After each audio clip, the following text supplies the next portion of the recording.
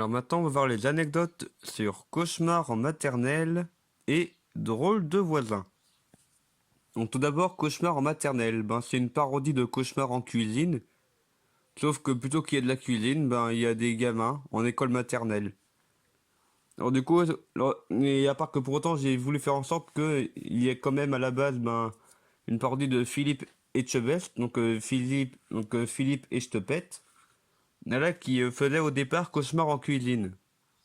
Alors du coup, bien sûr, il est meilleur et tout. Alors du coup, là, quand je me suis filmé en lui, c'est moi, donc ouais, je suis le plus fort. J'embrasse mes muscles. Et du coup, j'ai mis le passé en noir et blanc pour dire un peu, ce qui a fait, ce qui s'est passé par le passé, en fait. Et du coup, là, je m'étais filmé, chez mon grand frère à l'époque où là, il y avait plein de trucs dans le frigo. Alors du coup, là, j'ai critiqué. Pareil pour la vaisselle qui est pas lavée.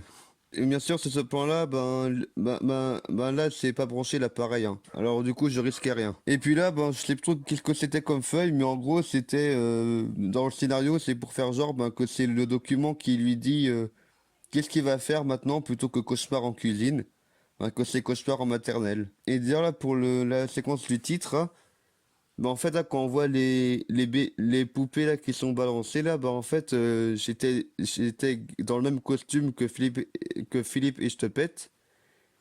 Du coup, on voit là, ici, là, dans le coin en bas à gauche, là, donc, en fait, là, j'essaie de ramper là pour aller de l'autre bord pour balancer. Du coup, je m'étais filmé deux fois. Donc, une fois en Philippe et je te pète et une deuxième fois en balançant les poupées. Et du coup là, j'ai trouvé ça marrant comme idée, là que Philippe et je te pète, là pour voir comment ça se passe avec l'école maternelle, qu'il y aille déguisé en bébé et se fasse passer pour un gamin quoi. Alors du coup, j'ai pris ce qui me semble être une sorte de couche ou un gros slip et un biberon aussi. Mais là, pareil là, c'est un biberon de poupée, il me semble. Du coup, dans cette vidéo-là, là, je me baladais là, en marchant à genoux, quoi. Et puis, et là, c'est la première vidéo dans laquelle, en fin de compte, là, je me montre gentil quand même avec Oslo. Vu que là, c'est le chien là qui est en bas là, et il était hyper actif, mais il adorait les câlins. Et du coup, dans cette vidéo-là aussi, que j'ai fait revenir Laura Ingalls, parce que ce personnage-là, il me manquait et je l'aimais bien, je l'aime toujours bien. Et du coup, j'ai inventé pour elle l'école maternelle du cul trempé. Q comme école, E-Q-O-L-E. Je sais très bien que ça s'écrit pas comme ça. T comme tran. Et P comme pour les enfants. C'est parce que j'ai trouvé ça marrant comme acronyme, genre le cul trempé.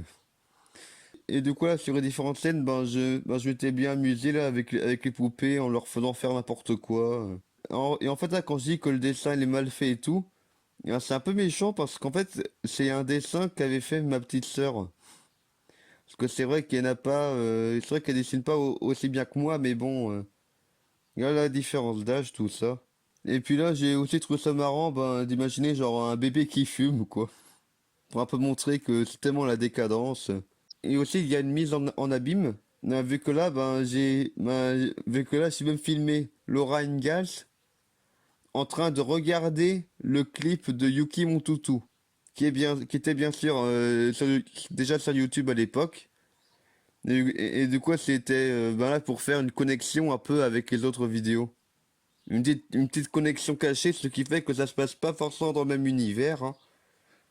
Ça peut être genre, peut-être qu'elle est abonnée à Kiki Studio, j'en sais rien.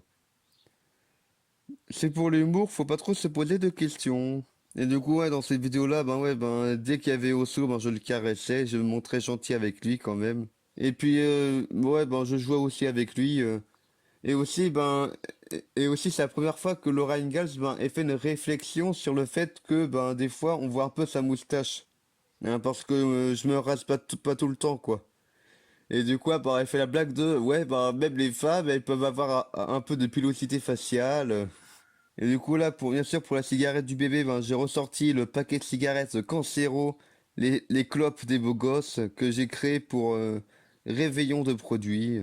Et je voulais faire une fin un peu comme un peu dans le style des génériques de fin des films avec Louis de Funès, genre L'aile ou la cuisse et autres, hein. Ben, vu que, savoir parce que L'aile ou la cuisse c'est un peu en rapport avec Cauchemar en cuisine, par rapport à la restauration.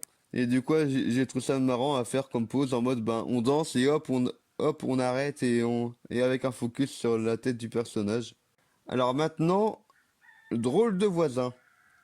Et pour cette vidéo-là, j'ai fait, ben, pour cette vidéo-là, ben, si c'est vachement mobile par rapport à la caméra, entre guillemets, ben, ça prend parce que j'ai voulu qu'on ne voit jamais ce qu'il y a au-dessus de ma tête, en fait. Par rapport à la petite révélation à la fin. Et en fait, ici, là, on voit déjà que, il y a les ânes qui sont dans le jardin par rapport au plan qu'il y a juste après. Et puis là, j'ai aussi voulu ben, représenter un peu des bugs de jeux vidéo. Genre ben, des personnages qui courent sur place, qui se dupliquent. Et du coup, voici la petite révélation de fin qui était que, en fait, ben, tout ça se passe dans un jeu vidéo. Car le bonhomme en question, c'était un Sim. Donc un personnage des Sims. Et voilà, c'est tout pour cette petite vidéo d'anecdotes.